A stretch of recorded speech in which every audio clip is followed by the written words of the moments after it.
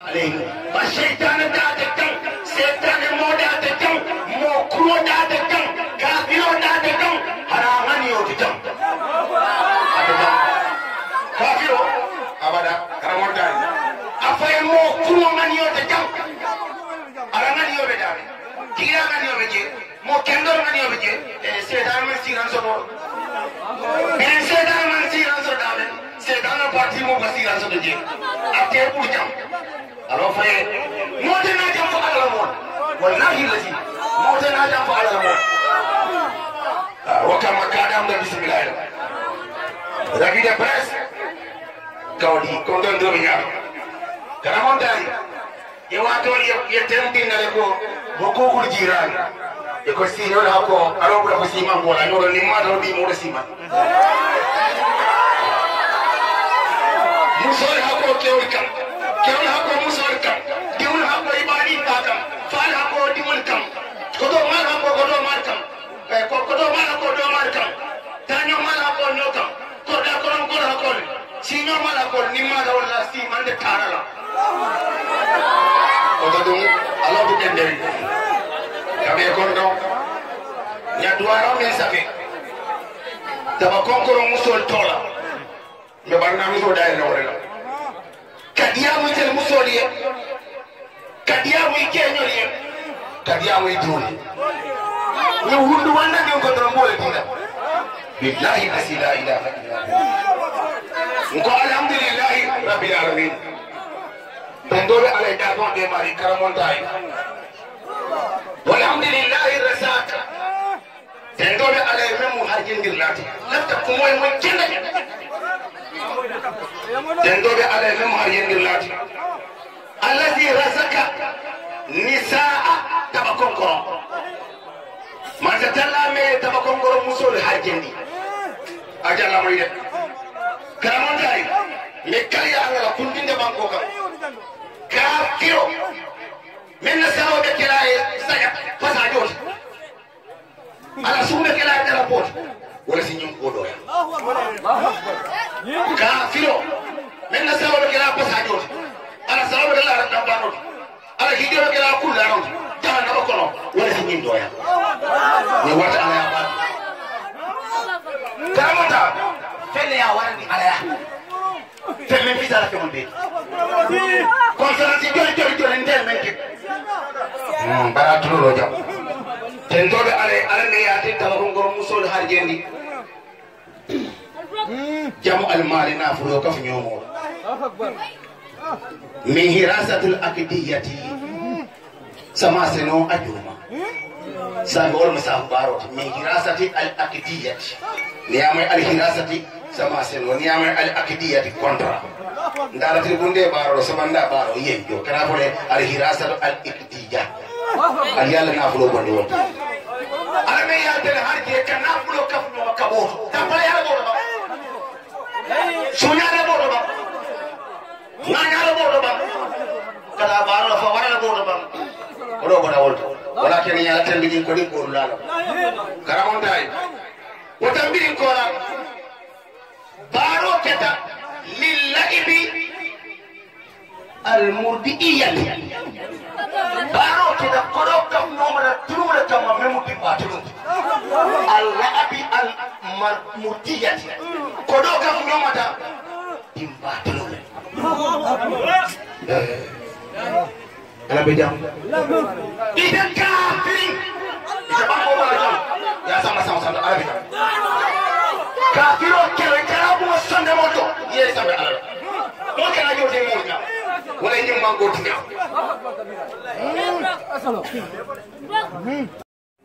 lillahi tulumo murdiyyat dibatulu kodo kam wala dibatulu ndala iko dibatulu iko do kam no mole wallahi ku be jam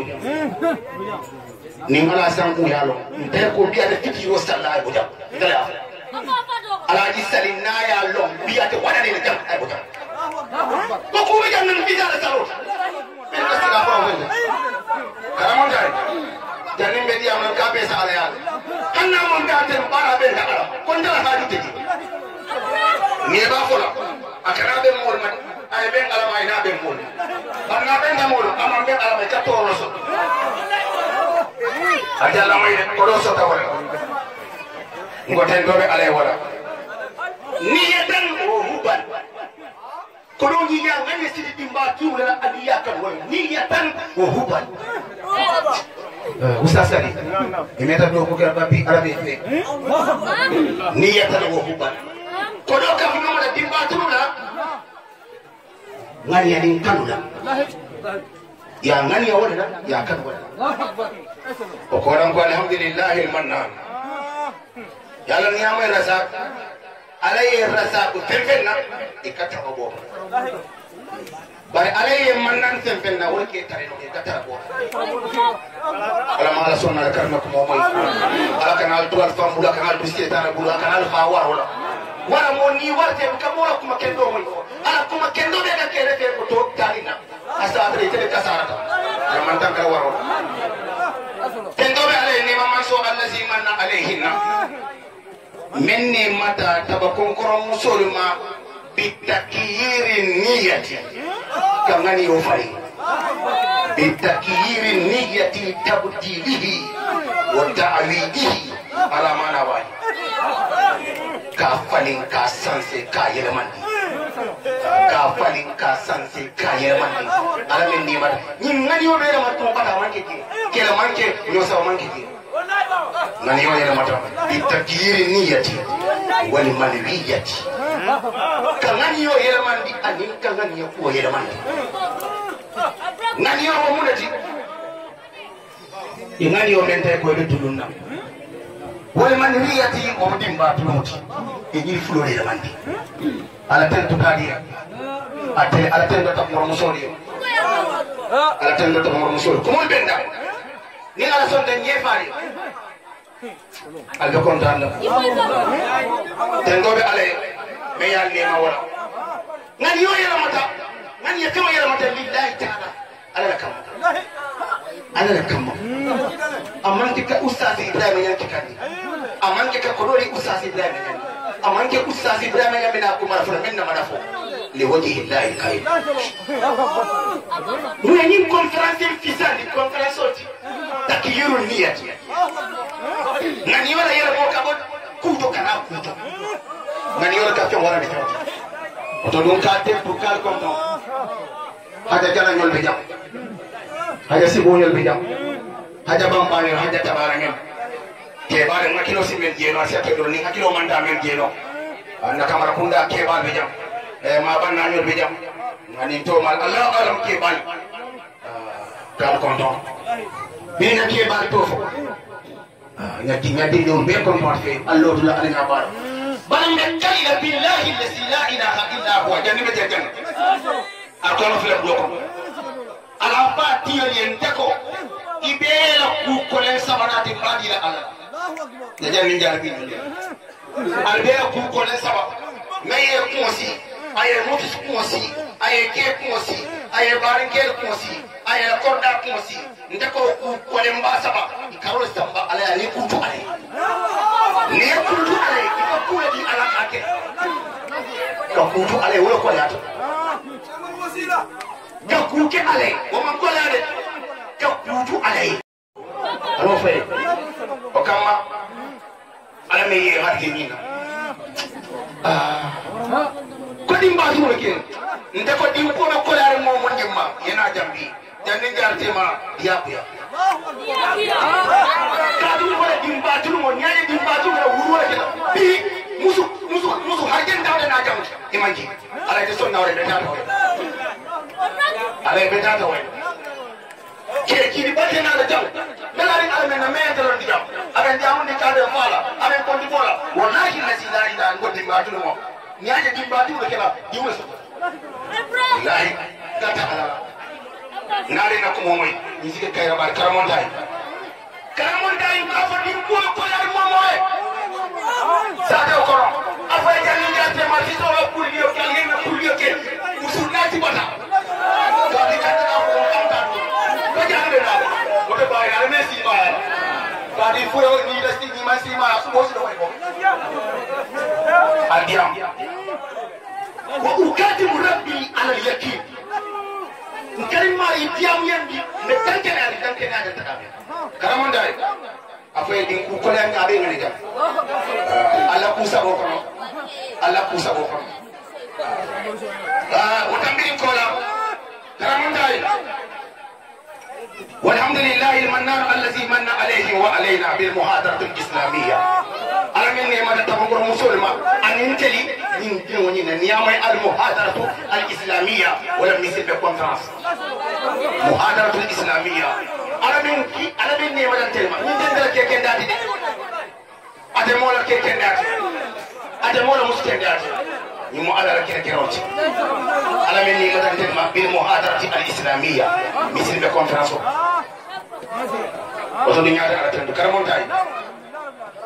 نكون يكونفرنس وكبي ماريهنا مسؤول لنا فلو إيدا على من نعمة تلمة كونفرنس وكبي مسؤول لنا مسؤول لنا فلو كرمون تاي على نعمة كونفرنس مسؤول لنا فلو اتئاما وشكيا وأمرا بالمعروف ونهي عن المنكر لوجه الله تعالى الكريم كوناني وبيجام كونفرنس وني اتئام ما لمسوا ما تجاني سبو يبقى يا سدي ما بيجام بيكون بيرمسل بخوما كركون نقول نبابون نقول بتوكرنس ما نه وتما لا قوال فموجة هذا فوران نقول anu memang kondo mekiri kilo kamu sasa ni kata punya panta kaya panta ani ko alaman namen la tena londo alamay yalla moy wala ni sedara ci damen so alamay man be sedara hunna so ko conference be iti am do moy ndiro wa shaqi ani mindiro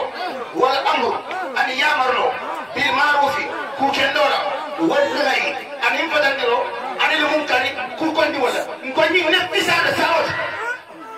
hadi sol be mbul men do koyri arbar arno men do koyri ngoni ne pisada aratu loro ari iti am nade sallallahu alaihi wasallam kongoro bodala ari al-shaki nade sunna min do bodala bati ne fasu mo kida kere hani yesu wala pisada yedo